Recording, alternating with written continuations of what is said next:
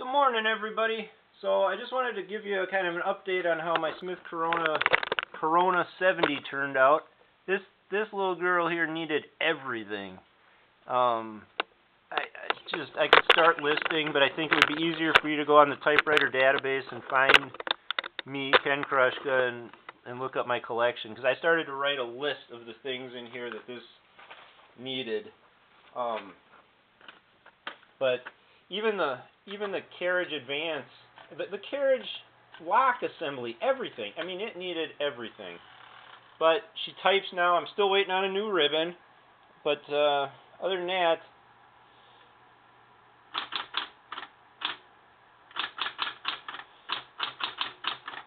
quick bound frocks, jumps over the lazy dog easily. Quick brown fox jumps over the lazy dog easily. Nice sounding bell. I put on the, there you have it.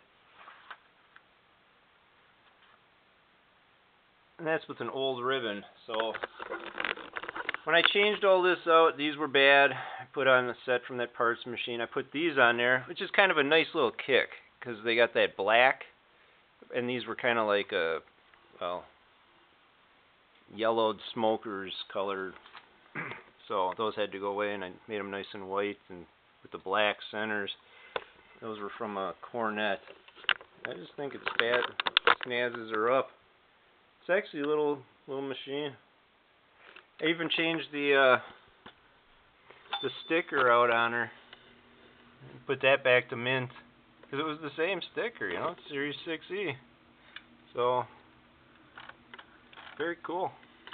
The other project I'm working on is this one here. This is like a 1916 Oliver, No.9. And, you know, this pencil, for one, I'll tell you something about. When you get your head up in here to read what you just typed, that pencil is right where your right eye is going to be. And if I didn't wear glasses, I might not have a right eye right now. That is something else, that pencil, so you can make lines and whatever, draw on your paper. But that's the Oliver for you. It was kind of a thing for me to get this typing. So far, I'm still waiting on feet. I bought two real parts typewriters and made one real working typewriter out of it, for as good as it's going to be so far. I think I got one for $25 and one for $30, but I can type on it now, and it's kind of neat. Let's say good day. Good day. Okay, so I'll bring this down to the bell so you can hear it. Kind of a neat little bell. But I noticed one thing.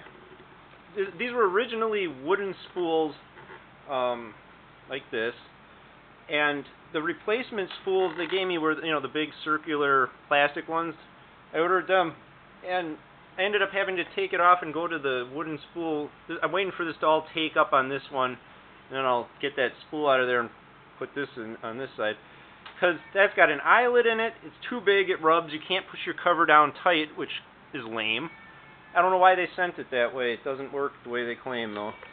But one cool thing, and it takes two people to do, is the steel cable replacement for the carriage.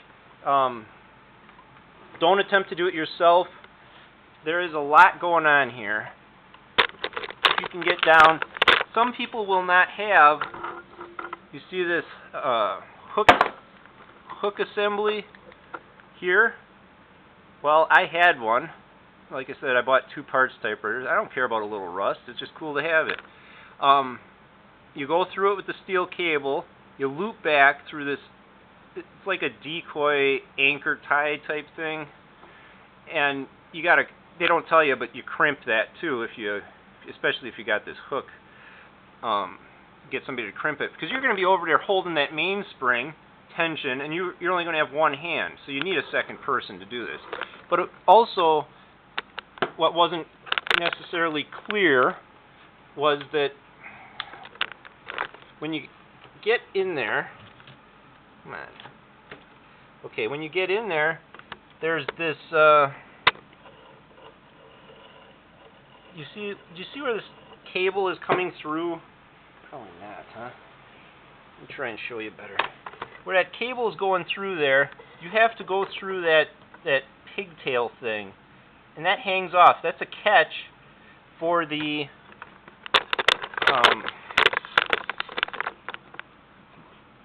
steel cable if you were to unhook it from the end over there, and that goes into a catch in there. But of course, when I wired this all up, thankfully I had the second person, because we had to go back and open that up a little bit and finesse it through and then under. And so you want to go through that before you hook it up at that end if you replace that. What else can I tell you about an Oliver, though? I mean, there's so much going on there. It's nothing but old rust, and you're going to be sanding on rust for a long, or wire brushing rust and everything for a long time.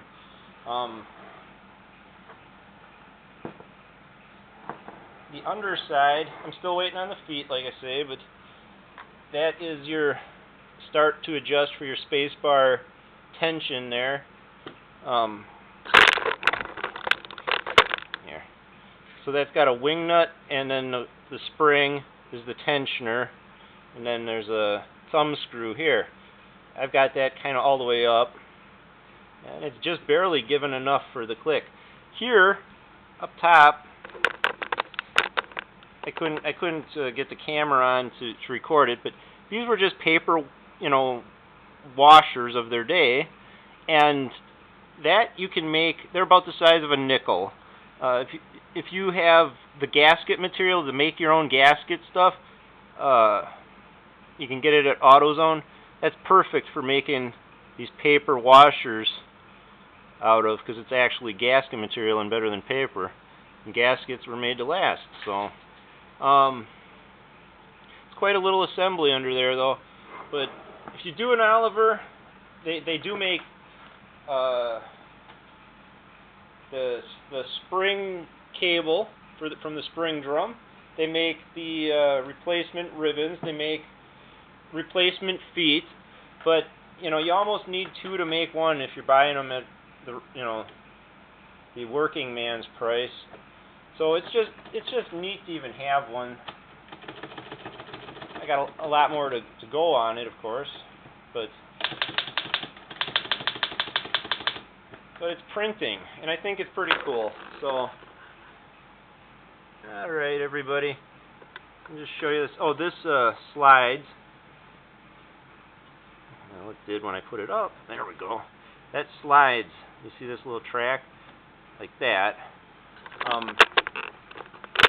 When I changed that assembly, you don't change just if you have a broken one, as you probably will if you take one of these on.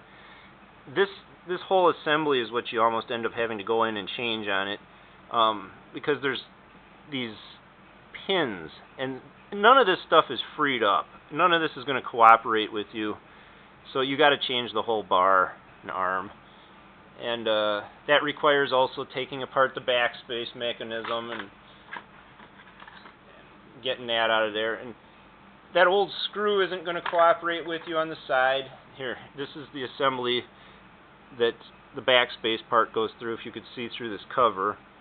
If you guys want to see pictures of any of these, though, I might have said this back at the Smith Corona 70 when I was showing you that, but go to the typewriter database, and you can look up my name, Ken Krushka.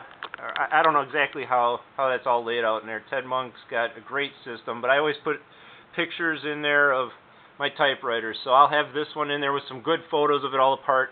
So if you guys are trying to figure out how this goes or whatever on an Oliver, maybe you can use those as a resource.